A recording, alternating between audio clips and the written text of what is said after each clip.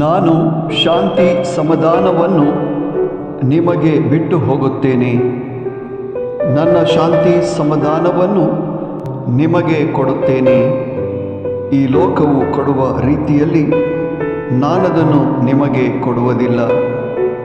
ಯೋಹಾನ ಸಂದೇಶ 14ನೇ ಅಧ್ಯಾಯ 27ನೇ ವಚನ.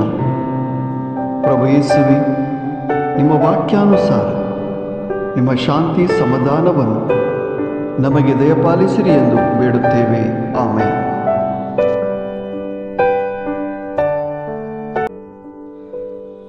समाधान तुम चतई हाँ दवरन बैता, मुझे समाधान तुम का देता. संसार असले समाधान देऊक सकना. तुम्ही खंत काढची सोडा, तुम्ही भियोमची नाका. जीवांची शुभवार्ता अवेश्वर 14 ओळ 27.